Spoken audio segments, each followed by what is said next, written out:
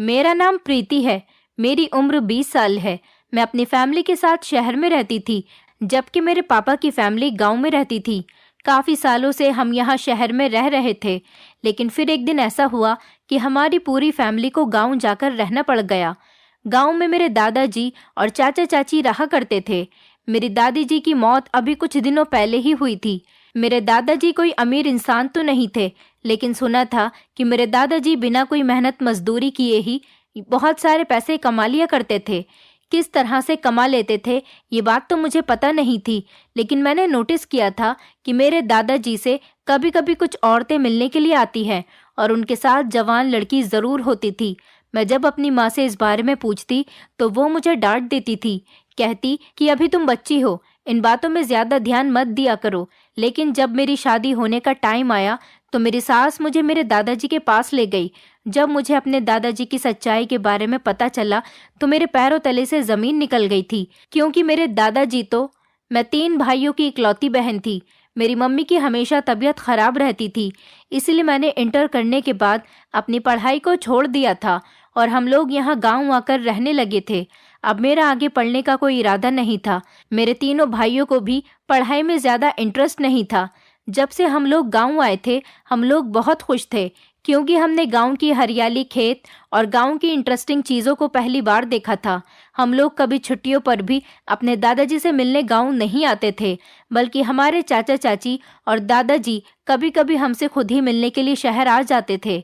सुना था मेरे दादाजी गांव में रहकर बहुत सारे पैसे कमाते हैं। अब किस तरीके से कमाते हैं ये बात तो मुझे पता नहीं थी। हमारा गांव वाला घर भी बहुत बड़ा था। यहाँ आकर हम भाई बहन खूब एंजॉय कर रहे थे। चाचा चाची के पास तो कोई औलाद नहीं थी। मैं बहुत खूबसूरत थी, लोग मेरी तारीफ किया करते थे। गांव के लोग भी मुझे बहुत पसंद करने लगे थे। इस गांव के लोग बहुत आपस और प्यार मोहब्बत से रहने वाले लोग थे। मैं अपने पापा से कहती कि काश अगर हमारा बचपन यहाँ इस गांव में गुजरा होता तो हमने अपनी लाइफ को खूब एंजॉय किया होता। शहर में आखिर रखा ही क्या है, असल खूबसूरती तो इस गांव में बसी हुई है। मैंने गांव में अपनी नई नई फ्रेंड्स बना ली थी। गांव की सारी लड़कियां मुझे अपने साथ लेकर खेतों में घूमने जाया करती थीं। एक दिन मैं अपनी फ्रेंड्स के साथ खेतों में जा रही थी, तभी अचानक एक लड़का मुझे घूर घूर कर देख रहा था। जैसे ही मेरी नज़र उस पर गई तो उसने मेरे ऊपर से नज़र हटा ली। वो लड़का देखने में तो बहुत शरीफ और पढ़ा लिखा लग रहा था, लेकिन मेरी समझ में नहीं आ रहा था कि मुझे इतनी घूर घूर कर क्यों देख रहा था। फिर अगले दिन भी ऐसा ही हुआ। जैसे ही मैं घर से बाहर अपने फ्रेंड्स के साथ निकली तो वो लड़का आज भी रास्ते में खड़ा हुआ मेरा इंतज़ार कर रहा था। आज तो वो बड़ी मीठी नज़र से मुझे देख रहा था। उसकी तरफ नज़र नहीं मिलाते हुए मैंने घबराकर अपनी नज़रें नीची कर ली और अपनी फ्रेंड्स के साथ चली गई। अब हर दिन वो लड़का मुझे रास्ते में मिला करता था। वो रास्ते में आते जाते मुझे कभी घूर कर देखता तो कभी मुस्कुराते हुए देखता था। एक दिन उसने बात करने की कोशिश करते हुए मुझसे मेरा नाम पूछ लिया, फिर अपनी मोहब्बत का इजहार भी कर दिया। इसी तरह अनजान लड़के से ऐसी बातें सुनकर मैं घबरा गई थी। मेरा दिल अंदर से खुश तो हो रहा था, मगर ना जाने मुझे डर भी लग रहा था। मैंने उससे कुछ नहीं कहा और मैं शर्माती हुई उसके आगे से भाग गई थी। रात को बिस्तर पर लेटकर मैं उसके बारे में सोच रही थी। ऐसा मेरे साथ पहली बार हुआ था कि किसी लड़के ने मुझे प्रपोज किया था। मुझे मन ही मन बहुत खुशी हो रही थी और अपनी खूबसूरती पर भी घमंड हो रहा था कि मेरी खूबसूरती देखते हुए ये लड़का मेरी खूबसूरती का दीवाना हो गया। तब मैंने उसकी मोहब्बत का जवाब मोहब्बत से देने का फैसला कर लिया था। आंखें बंद करके मैं उसके ख्यालों में गुम हो गई। इस तरह हमारी मोहब्बत की कहानी की शुरुआत हो गई। धीरे धीरे हम दोनों एक दूसरे के दीवाने हो गए। हम दोनों घंटों घंटों एक दूसरे से फ़ोन पर बात करने लगे। मैं हमेशा उसकी मोहब्बत में खोई खोई रहती थी। वो लड़का बहुत अच्छा था। उसका नाम रवि था और देखने में बहुत स्मार्ट भी था, पढ़ा लिखा था। सुना था कि शहर से पढ़कर आया है। उसकी मोहब्बत में पड़ने के बाद मुझे अपनी ज़िंदगी खूबसूरत लगने लगी थी। मैं घर से अपनी फ्रेंड्स के साथ खेतों में जाने के बहाने से निकल जाया करती थी, लेकिन मैं रवि से मिलने जाती थी। रवि मुझसे रोज़ मिलने आता। जिस दिन वो मुझसे मिलने नहीं आता मेरा दिल बहुत घबराने लगता था। मेरा दिल अब उसके अलावा कहीं भी नहीं लगता था। वो गांव के सरपंच का बेटा था। मेरा और उसका कोई मेल जोल नहीं था, क्योंकि सरपंच जी गांव के सबसे अमीर आदमी थे। उनके मुकाबले का गांव में कोई भी नहीं था और मुझे ये बात अच्छी तरह से पता थी कि कभी भी सरपंच जी अपने बेटे की शादी किसी गरीब लड़की के साथ नहीं करेंगे। पर दिल क्या करे, मोहब्बत तो अंधी होती है। इस तरह हमारी मोहब्बत का ये सिलसिला चल निकला।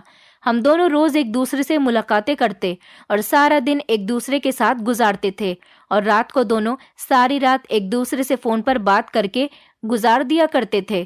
कभी कभी तो मुझे रवि अपनी कार में बैठाकर शहर भी घुमाने ले जाता। शहर के बड़े बड़े होटल में मुझे खाना खिलाता था। दिन इसी तरह से गुजर रहे थे। मेरी जिंदगी भी बहुत अच्छी गुजर रही थी। लेकिन एक बात बहुत अजीब थी। मैंने देखा कि मेरे दादाजी के पास हर दूसरे तीसरे दिन कोई औरत उनसे मिलने के लिए आती थी। लेकिन जो भी औरत होती उसके साथ एक न एक जवान लड़की मौजूद जरूर होती थी। मुझे तो सिर्फ अगर कुछ याद रहता तो अपनी मोहब्बत और रवि की बातें याद रहती थी। एक दिन मैं दोपहर के टाइम पर खिड़की से बाहर की तरफ झांक रही थी। तभी अचानक मैंने देखा कि हमारे घर की तरफ एक बूढ़ी औरत और उसके साथ एक जवान लड़की मौजूद थी। वो हमारे घर का दरवाजा बजा रही थी। ये लोग कौन थे? मैं तो इन्हें जानती तक नहीं थी। दरवाजा मेरे दादाजी ने खोला। मैं नीचे चली गई थी। उसके बाद वो औरत और उसके साथ जवान लड़की मेरे दादाजी के कमरे में चली गईं। दादाजी ने कमरे को अंदर से बंद कर लिया। मैं हैरान हो गई थी कि भला औरतों के कमरे में मौजूद होने पर मेरे दादाजी कमरे के दरवाजे को अंदर से कैसे बंद कर सकते हैं? क्या इन दोनों को इस बात से कोई मतलब नहीं है? मैंने कुछ दिनों बाद भी यही सब कुछ देखा। मैं सबसे बड़ी हैरान हो रही थी कि आखिर ये हमारे घर में क्या हो रहा था। इस बात से मेरी मम्मी और चाची को भी कोई एतराज नहीं था। मैंने अपनी चाची और मम्मी से कहा भी कि दादाजी की ये हरकत मुझे बहुत गलत लगती है। वो औरतों को और लड़कियों को कमरे में क्यों बंद करते हैं? मेरी मम्मी मुझसे कहने लगी, घर के कामकाज पर ध्यान दिया करो, हमेशा जासूसी में मत लगी रहा करो। अभी बच्ची हो इसलिए बड़ों की बातों में घुसना बंद कर दो। जब बड़ी हो जाओगी तो खुद ही सारी बातें पता चल जाएंगी। मैं अपनी मम्मी से कहती, मैं 20 साल की हो गई हूँ, बच्ची नहीं रही हूँ। लेकिन मम्मी पापा के लिए तो मैं अभी तक बच्ची ही थी। मुझे तो ऐसा लग रहा था कि उन लोगों का अभी मेरी शादी कराने का कोई इरादा नहीं था, क्योंकि अभी उनकी नज़र में उनकी 20 साल की बेटी बड़ी नहीं हुई थी। मैं दादाजी की इन हरकतों को रोजाना नोटिस करती थी। एक दिन मुझे ये जानने का इंटरेस्ट हुआ कि आखिर मैं भी तो देखूं कि मेरे दादाजी बंद कमरे में औरतों के साथ क्या करते हैं। एक दिन जब दादाजी के पास कुछ औरतें उनसे मिलने के लिए आईं, तो मैंने अपने मोबाइल का कैमरा ऑन करके दादाजी के कमरे में छोड़ दिया। और जब वो औरतें आईं तो दादाजी ने मेरी सोच के मुताबिक कमरे के दरवाजे को अंदर से बंद कर लिया। लगभग वो लोग आधे घंटे के बाद कमरे से निकले। उन औरतों ने मेरे दादाजी को पैसे दिए। ये देखकर मैं हैरान रह गई थी कि आखिर मेरे दादाजी ऐसा क्या काम कर रहे थे जो इस औरत ने मेरे दादाजी को पैसे दिए थे। वो लगभग 5,000 रुपए थे। फिर उसके बाद वो औरतें तो चली गईं। मेरे दादाजी ने अपने कमरे के दरवाजे को बंद किया और वो भी वहां से चले गए थे। मैं जल्दी से अपना मोबाइल लेने के लिए गई तो मोबाइल उठाते ही मेरे पैरों तले से जमीन निकल गई कि मोबाइल के अंदर तो कोई भी वीडियो रिकॉर्ड नहीं हुआ था। मेरा प्लान तो फेल हो गया था। पता नहीं कैसे ये बात मेरी मम्मी को पता चल गई थी। मम्मी ने खूब अच्छी तरह से मेरी क्लास लगाई थी। मम्मी ने मुझे कहा कि मैंने तुमसे कई बार मना किया है, हमेशा लोगों की जासूसी में मत लगी रहा करो। तुम्हें क्या जरूरत थी अपने दादाजी के कमरे में मोबाइल छोड़ने की? मैंने मम्मी से कहा, मैं देखना चाहती थी कि आखिर दादाजी कमरे के अंदर क्या करते हैं। मम्मी ने हल्के से थप्पड़ मारा और कहने लगी, तुमसे कहा है कि जब तुम बड़ी हो जाओगी तो तुम्हें ये बात खुद बता दी जाएगी। पता नहीं तुम्हें क्यों इतनी जल्दी हो रही है ये सब कुछ जानने की। अब अगर आगे से तुमने ऐसी कोई भी हरकत की तो ये शिकायत मैं तुम्हारे पापा से लगा दूंगी। उसके बाद वो तुम्हें अपनी तरह से समझा देंगे। मैंने कान पकड़ लिए थे कि आगे से मैं दादाजी की जासूसी बिल्कुल भी नहीं करूंगी। वो तो अच्छा था कि मेरा मोबाइल मुझे मिल गया था, वरना मेरी करतूत के बारे में भी मेरे मम्मी पापा को पता चल जाना था, क्योंकि मेरे और रवि के बहुत सारे फोटोज मेरे मोबाइल में मौजूद थे। इस मुसीबत से तो मैं बड़ी मुश्किल से बची थी। कुछ दिनों बाद मेरे पापा ने कहा कि हमारी पूरी फैमिली शहर मेरे पापा के दोस्त के बेटे की शादी में जा रही है। मैं शादी में जाना तो नहीं चाहती थी, लेकिन मम्मी ने कहा कि तुम्हारे दादा और चाचा चाची भी हमारे साथ शहर जा रहे हैं, तुम घर पर किसके साथ रुकोगी? बस मजबूर होकर मुझे शादी में जाना पड़ गया था। शादी में भी हम लोगों ने खूब एंजॉय किया था। हम लोग घर आने वाले थे और बस में बैठे हुए थे। थोड़ी दूरी पर जाकर रास्ते में बस पेट्रोल पंप पर रुक गई। पेट्रोल पंप से थोड़ी ही दूरी पर मेडिकल स्टोर बना हुआ था। बस चलने में अभी थोड़ा टाइम था। मेरे दादाजी बस से उतर गए। मैं खिड़की वाली सीट पर ही बैठी हुई थी। मैंने देखा कि मेरे दादाजी मेडिकल स्टोर पर मौजूद थे और मेडिकल से कुछ सामान ले रहे थे। मैं इस बात से हैरान थी कि दादाजी तो बिल्कुल ठीक हैं। उनकी तो तबीयत भी खराब नहीं, बल्कि किसी की भी तबीयत खराब नहीं, तो फिर दादाजी मेडिकल स्टोर से क्या लेने गए हैं? दादाजी ने जो मेडिकल स्टोर से सामान लिया था वो एक ब्लैक कलर की थैली में पैक था। दादाजी ने वो ब्लैक कलर की थैली लाते ही अपने बैग के अंदर रख दी। मेरे पापा ने दादाजी से पूछा भी था कि क्या हुआ, आपकी तबीयत तो ठीक है? दादाजी ने कहा, हाँ मेरी तबीयत बिल्कुल ठीक है। लेकिन ना जाने क्यों दादाजी मेरे पापा से भी वो चीज़ें छुपा रहे थे जो वो मेडिकल स्टोर से लेकर आए थे। मुझे कुछ गड़बड़ का एहसास हो रहा था। मैंने सोचा कि मैं मौका मिलते ही दादाजी के बैग की तलाशी ज़रूर लूंगी और देखूंगी कि वो मेडिकल स्टोर से क्या लेकर आए हैं। मुझे सारे रास्ते ऐसा कोई मौका नहीं मिला था जब मैं दादाजी का बैग चेक करती और उससे वो चीज़ निकाल कर देखती, क्योंकि बस में सब लोग मौजूद थे और मैं अपनी फैमिली के किसी भी मेंबर के सामने दादाजी के सामान की तलाशी नहीं ले सकती थी, क्योंकि मेरी मम्मी और चाची तो हर बार मेरी क्लास लगा दिया करती थी। जब हम लोग घर पर आए तो दादाजी ने अपना बैग जाते ही अपने कमरे में रख दिया। उसके बाद वो नहाने के लिए चले गए। घर के सारे मेंबर ट्रैवल करने की वजह से बहुत थक गए थे, इसलिए अपने अपने कमरों में चले गए थे। मैंने सोचा कि मौका अच्छा है, देखती हूँ दादाजी ने क्या लिया है। मैंने दादाजी के कमरे की तरफ जाते हुए देखा कि कहीं कोई मुझे देख तो नहीं रहा, लेकिन मुझे कोई भी दिखाई नहीं दिया, इसलिए मैं जल्दी से दादाजी के कमरे के अंदर चली गई। दादाजी का बैग जमीन पर साइड में रखा हुआ था। मैंने दादाजी का बैग उठाया और उसे खोलकर वो ब्लैक कलर की थैली निकाल ली। मैंने जैसे ही ब्लैक कलर की थैली को खोलकर देखा तो उसके अंदर मसाज ऑयल की 4 बॉटल्स मौजूद थी। मैं ये सोच रही थी कि इतने ज्यादा मसाज ऑयल की आखिर दादाजी को क्या जरूरत है। मुझे लगा कि शायद दादाजी को ये किसी को देनी होगी, उनके किसी जानने वाले ने उनसे मंगवा ली होंगी। ये सोचकर मैंने उनका सामान इस तरह से ब्लैक कलर की थैली में फिर से पैक कर दिया और दादाजी के बैग में खामोशी से रखकर मैं अपने कमरे में वापस आ गई थी। अच्छा हुआ था कि किसी ने मुझे देखा नहीं था, वरना तो मेरी खैर नहीं थी। वैसे मुझे लोगों के राज जानने में भी बहुत ही इंटरेस्ट आता था। मैं हमेशा लोगों की जासूसी करती रहती थी, मगर इन दिनों मैं बड़ी उदास रहने लगी थी, क्योंकि दिन ब दिन रवि का बिहेवियर मेरे साथ कुछ चेंज रहने लगा था। मुझे लगता कि उसने मुझ पर से ध्यान हटाकर कहीं और लगा लिया है। मैं उसके तरफ से कुछ टेंशन में रहने लगी थी।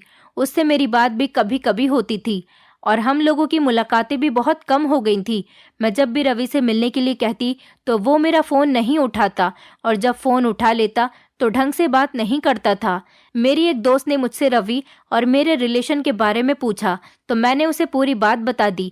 मेरी दोस्त ने कहा कि हमारे गांव का माहौल अच्छा नहीं है। हमारे पड़ोस वाले गांव में एक बहुत फेमस कोठा है। उस कोठे पर सारी ही खूबसूरत लड़कियां होती हैं कि उस कोठे की कुछ लड़कियां हमारे गांव के लड़कों को फंसाकर उनसे शादी करना चाह रही है। मैंने अपनी दोस्त से कहा कि ऐसी बातें मत करो यार, रवि बहुत अच्छा लड़का है, वो मेरे अलावा किसी को पसंद नहीं करता। उसने मुझसे कहा, देखो प्रीति, तुम अच्छी लड़की हो, इसलिए तुम्हें एक राय देना चाहती हूँ। जितनी जल्दी हो सके रवि को अपने काबू में कर लो, मतलब कि तुम उसके साथ शादी कर लो। जब तुम दोनों की शादी हो जाएगी तो वो सिर्फ तुम्हारा ही होकर रहेगा, किसी दूसरी औरत की तरफ कभी आंख भी उठाकर नहीं देखेगा। तुम मर्द को नहीं जानती हो प्रीति, मर्द का दिल कभी किसी एक औरत से नहीं भरता। माना कि तुम बहुत खूबसूरत हो, लेकिन अगर तुमसे भी खूबसूरत कोई लड़की रवि को मिल गई तो वो पलटकर तुम्हें देखेगा भी नहीं। मर्द ऐसा ही होता है, उसे हर वो खूबसूरत औरत पसंद आती है जो उसे ज्यादा अट्रैक्ट करती हो। इसलिए मैं तुमसे कहती हूँ कि तुम शादी कर लो और अपना घर बसा लो। शादी के बाद तुम दोनों बहुत खुश रहोगे। अपनी दोस्त की ये राय मुझे भी अच्छी लगी थी। वैसे भी एक न एक दिन मेरी शादी तो होनी ही थी और मैं तो रवि से ही शादी करना चाहती थी, क्योंकि मैं उससे बहुत प्यार करती थी। मैंने ठान लिया था कि मैं रवि से बात करूंगी और उससे कहूंगी कि जितनी जल्दी हो सके मुझसे शादी कर लो। मैं अपनी दोस्त से मिलकर अपने घर पर आ गई थी। मैंने देखा कि घर में कुछ मेहमान आए हुए थे। मैंने अपनी चाची से पूछा कि क्या हुआ चाची, कौन लोग आए हैं ये? तो उन्होंने बताया कि बहुत खुशी की बात है, लड़के वाले आए हैं तुम्हारा रिश्ता लेकर।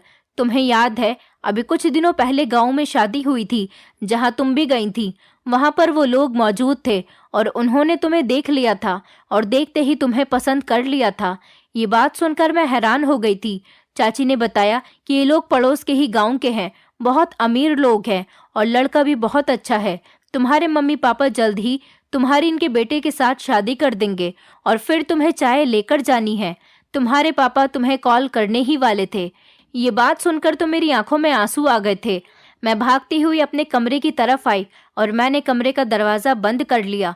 पहले तो मैं कुछ देर तक रोती रही थी, उसके बाद मैंने मोबाइल उठाया और रवि को कॉल लगाई। रवि ने काफी देर तक तो मेरी कॉल रिसीव नहीं की, लेकिन जब मेरी कॉल रिसीव की तो मैंने उससे सिर्फ एक ही बात कही, रवि मैं तुमसे बहुत प्यार करती हूँ और सिर्फ तुमसे ही शादी करना चाहती हूँ। तुम प्लीज मेरे घर रिश्ता भेज दो। तुम्हें पता है आज मेरे घर रिश्ते वाले आए हुए हैं।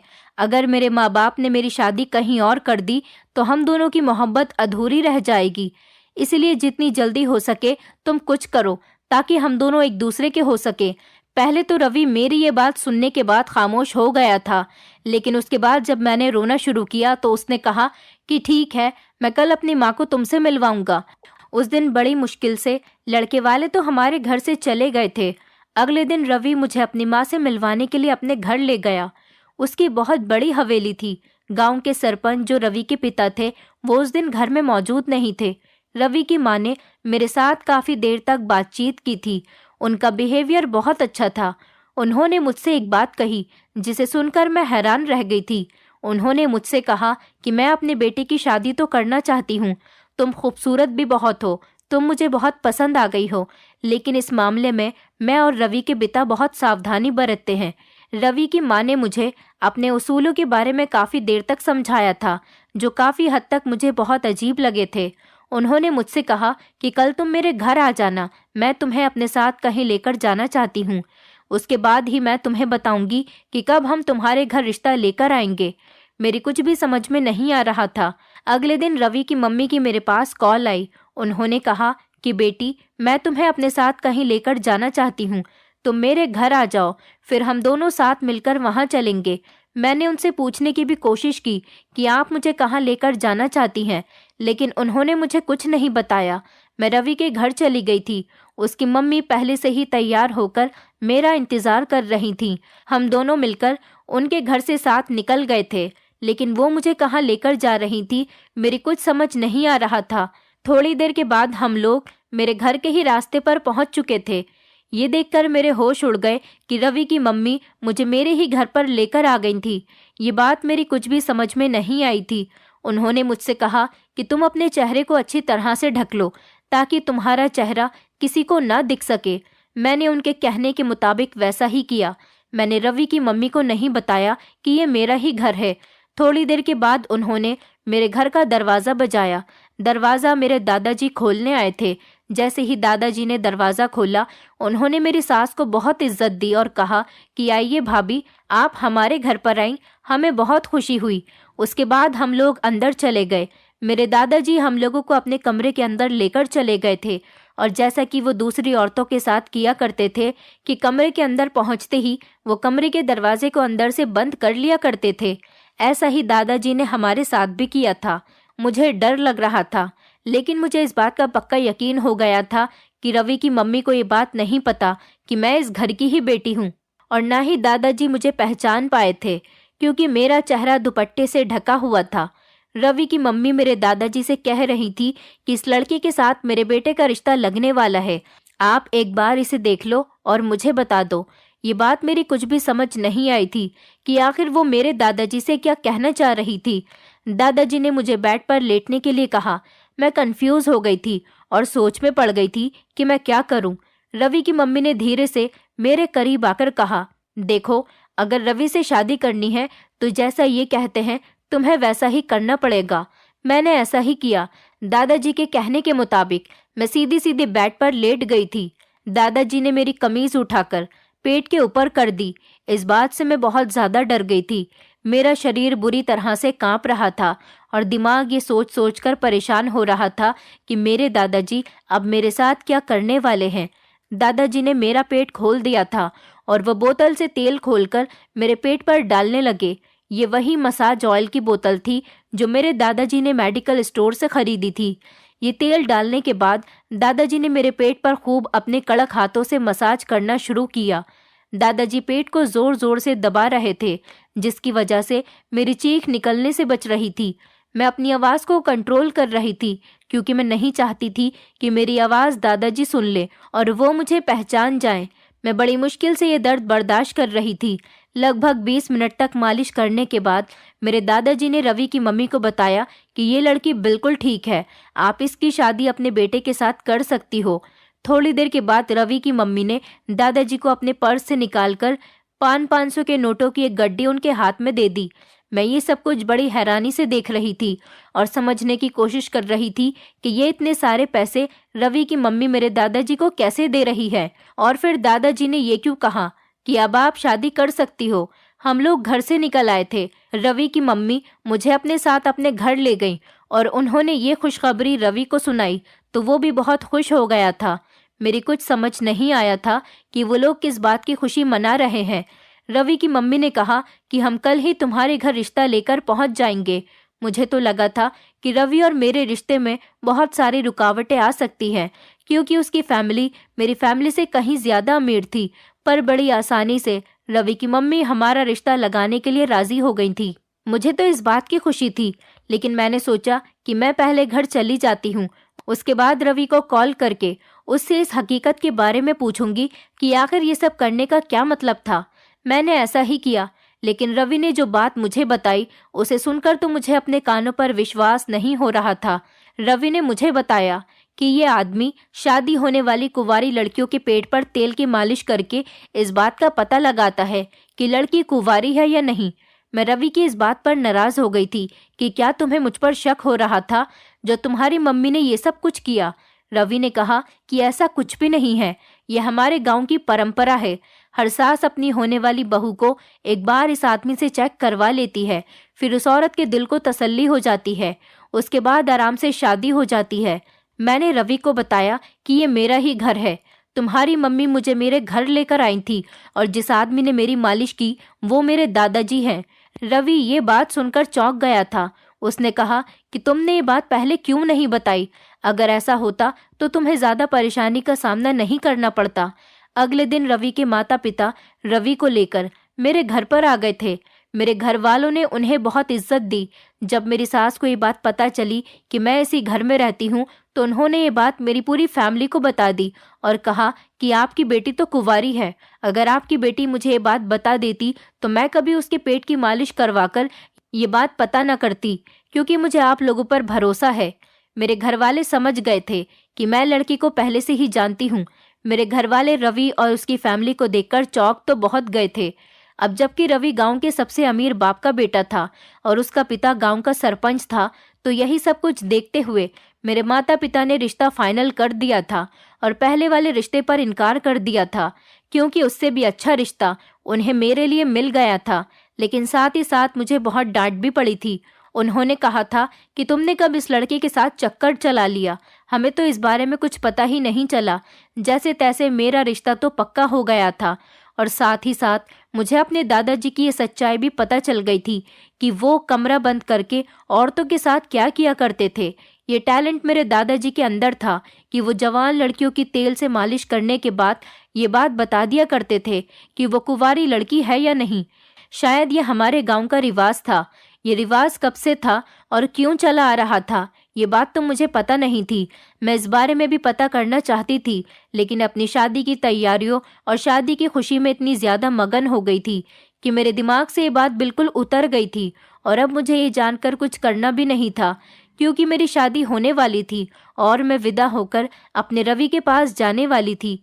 मेरे घर वाले भी इस रिश्ते से बहुत खुश थे। उन्होंने कभी ये नहीं सोचा था कि मेरी शादी गांव के सरपंच के बेटे के साथ हो सकती है। कुछ दिनों बाद मैं विदा होकर रवि के घर आ गई, मगर यहाँ पर आते ही मेरे साथ कुछ ऐसा हुआ कि मेरे सारे सपने बिखर कर रह गए। रवि का असली रूप शादी की पहली रात ही मेरे सामने आ गया। शादी की पहली ही रात रवि ने मुझे कुछ ऐसा बताया जिसे सुनकर मुझे अपनी जिंदगी से नफरत होने लगी थी। रवि ने कहा कि इस गांव की सारी औरतें पागल हो गई हैं। रवि अपनी माँ का गुस्सा मुझ पर निकाल रहा था। उसने मुझसे कहा कि मैं तुमसे प्यार व्यार नहीं करता, मैं किसी और लड़की से प्यार करता हूँ। ये शादी मैंने सिर्फ तुमसे अपनी माँ की खुशी के लिए की है, क्योंकि मेरी माँ चाहती थी कि उनकी बहू कोई कुंवारी लड़की ही बने। मैंने तुमसे शादी कर ली, इसका मतलब ये नहीं कि तुम ही मेरी पत्नी बनोगी।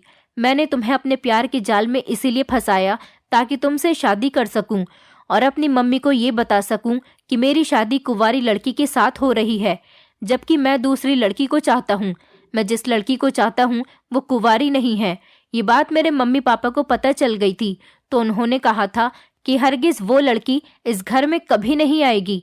मेरे पिताजी ने तो कहा था कि अगर तुमने उस लड़की के साथ शादी की तो मैं तुम्हें अपने घर से फूटी कौड़ी भी नहीं दूंगा, अपनी जायदाद से बेदखल कर दूंगा। लेकिन मैंने मीनाक्षी से शादी करने के लिए तुमसे मोहब्बत का झूठा खेल रचाया। मैं अपने प्लान में कामयाब हो गया हूँ। कुछ दिनों के बाद मेरे पिता हम भाइयों के हिस्से बंटवारे करने जा रहे थे। मुझे मेरे जायदाद के हिस्से की भी बहुत ज़रूरत है। जब मुझे मेरा हिस्सा मिल जाएगा तो मैं तुम्हें तलाक दे दूंगा और मीनाक्षी से शादी कर लूंगा और इस घर से निकाल दूंगा। मैंने रवि को थप्पड़ मार दिया और कहा कि तुमने मुझे इतना बड़ा धोखा दिया। मुझे लगा कि तुम मुझसे प्यार करते हो, लेकिन तुमने तो मुझे अपना प्लान कामयाब करने के लिए इस्तेमाल किया। मुझे नहीं पता था कि दुनिया में तुम जैसे लोग भी रहते हैं। रवि ने मेरा गला पकड़ लिया और कहने लगा कि अगर तुमने अपना मुंह खोलने की कोशिश की तो मैं तुम्हारे घर वालों की जान ले लूंगा। तुम्हारे छोटे भाई को तो मैं अच्छी तरह से जानता हूँ। अगर तुमने थोड़ी सी भी होशियारी दिखाने की कोशिश की तो बड़ी खामोशी के साथ मैं तुम्हारे भाई को मरवा सकता हूँ। ये बात सुनकर मैं बहुत ज़्यादा डर गई थी और मैंने खामोश रहने के बारे में ही सोच लिया था। शादी के 3 महीने बाद मेरे ससुर ने अपने सारे बेटों को जायदाद में से हिस्से दे दिए थे, क्योंकि मेरा पति घर का सबसे छोटा बेटा था। उनके पिता इंतजार कर रहे थे कि जब सबसे छोटे बेटे की भी शादी हो जाएगी और उसकी पत्नी घर आ जाएगी तो वो सारे बेटों को उनका हक दे देंगे। मैं तो रवि के खिलाफ आवाज भी नहीं उठा सकती थी। मैं इस घर में भी उसके बारे में किसी से कुछ नहीं कह सकती थी, क्योंकि रवि मेरे साथ अपनी फैमिली के सामने बहुत अच्छा बिहेव करता था। लोगों को यही लगता था कि हम दोनों में बहुत ज्यादा प्यार है, लेकिन अकेले में तो वो मुझे अपना दुश्मन समझता था। अपने हिस्से की जायदाद मिलते ही रवि ने उस लड़की से शादी कर ली और वो उसे घर लेकर आ गए। इस बात पर घर में बहुत हंगामा हुआ था। मेरे ससुर ने अपने बेटे से घर से निकलने के लिए कहा था। रवि अपने माता पिता से खूब लड़ने लगा और उसने कहा कि अब मैं भी इस घर से नहीं निकल सकता, क्योंकि इस घर में मेरा हिस्सा है और मुझे मेरा हिस्सा मिल चुका है। अब तो आप मुझे जायदाद से भी बेदखल नहीं कर सकते, इसलिए मैं जैसा कर रहा हूँ मुझे वैसा करने दो। मैंने मीनाक्षी को पहली बार देखा। वो सच में बहुत खूबसूरत थी। वो मुझसे भी ज्यादा खूबसूरत थी। तभी तो रवि का दिल उस पर आ गया था। उसे देखकर मुझे अपनी फ्रेंड की कही हुई बात याद आ रही थी, लेकिन उसकी उम्र बहुत ज्यादा थी। वो रवि से भी बड़ी लग रही थी। इन दोनों को अपने सामने देखकर मेरे शरीर से तो जान ही निकल रही थी। ये वो वक्त था जिसके न आने के लिए मैं भगवान से रो रो कर प्रार्थना करती थी, पर आज वही घड़ी मेरे सामने थी। रवि ने मुझसे कहा कि मैं कल ही जाकर कोर्ट से तलाक के पेपर तैयार करवाता हूँ। मैंने रवि से कहा, रवि, मैं तुमसे बहुत प्यार करती हूँ, प्लीज मुझे डिवोर्स मत दो, मैं इसी घर में रहना चाहती हूँ। रवि मुझे अपने घर में रखने के लिए मान तो गया था, लेकिन उसने कहा कि मैं तुम्हें पत्नी वाला कोई हक नहीं दूंगा, तुम सिर्फ इस घर में रह सकती हो। मुझे पता चला कि मीनाक्षी एक तवाइफ है। मेरी दोस्त ने सही कहा था कि हमारे गांव के पड़ोस वाले गांव में एक फेमस कोठा है। वहां की लड़कियां हमारे गांव के लड़कों से शादी करना चाहती हैं। गांव के लोगों को शक था कि वो लड़कियां झूठ बोलकर उनके बेटों को प्यार मोहब्बत के जाल में फंसा रही हैं और उनके बेटों से शादी करना चाहती हैं। यही सब जांच पड़ताल करने के लिए शादी से पहले लड़के की माँ उसका कुंवारापन मेरे दादाजी से चेक करवाती थी। इससे ये पता चल जाता था कि कहीं ये लड़की कोठे से तो नहीं आई, और यही सब चेक करवाने के लिए मेरे पति ने मेरा फायदा उठाया था। मीनाक्षी तो कुंवारी नहीं थी और मेरे सास ससुर हरगिज उसे अपने घर की बहू बनाने के लिए तैयार नहीं थे। लेकिन कहते हैं ना कि कुछ लोगों की फितरत कभी नहीं बदलती। मीनाक्षी ने रवि से झूठे मोहब्बत के वादे किए। वो शादी करके इस घर में तो जरूर आ गई थी, लेकिन उसने रवि को अपनी बातों में लेकर रवि के हिस्से की जायदाद अपने नाम करवा ली थी और वो रवि की पत्नी होने के बावजूद भी कोठे पर जाकर मर्दों के साथ अपना पुराना काम करने लगी थी।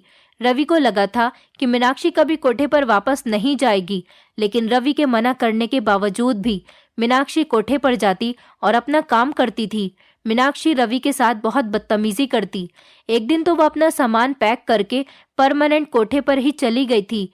क्योंकि वो कोठे में रहने वाली ही औरत थी, इसलिए उसका मन घर में नहीं लग रहा था। अब जबकि रवि की सारी जायदाद तो मीनाक्षी ने अपने नाम पर करवा ली थी, अब उसे रवि की कोई जरूरत भी नहीं थी। रवि को अपनी गलती का एहसास हो रहा था। उसने मीनाक्षी को डिवोर्स दे दी और मुझसे रो रो कर माफी मांगी। रवि ने कहा कि मेरी माँ मेरा भला चाहती थी, इसलिए मुझे मीनाक्षी से शादी करने पर रोक रही थी और वो कभी नहीं चाहती थी कि कोठे की लड़की हमारे घर पर आए। मेरे माता पिता ने मुझे बहुत समझाया था और उन्हें डर था कि कहीं तुम ही तो वो कोठे वाली लड़की नहीं, इसलिए उन्होंने तुम्हारे पेट पर मालिश करवाई थी। मैंने अपने भोले भाले माता पिता को बेवकूफ बनाया और साथ ही साथ तुम्हारी मोहब्बत का भी गलत फायदा उठाया। मुझे माफ कर दो प्रीति, मैं मीनाक्षी की खूबसूरती को देखकर खो गया था। मेरे दोस्त मुझे कोठे पर लेकर जाते थे, तभी से मुझे मीनाक्षी से प्यार हो गया था और मैंने उससे शादी करने के लिए ठान लिया था।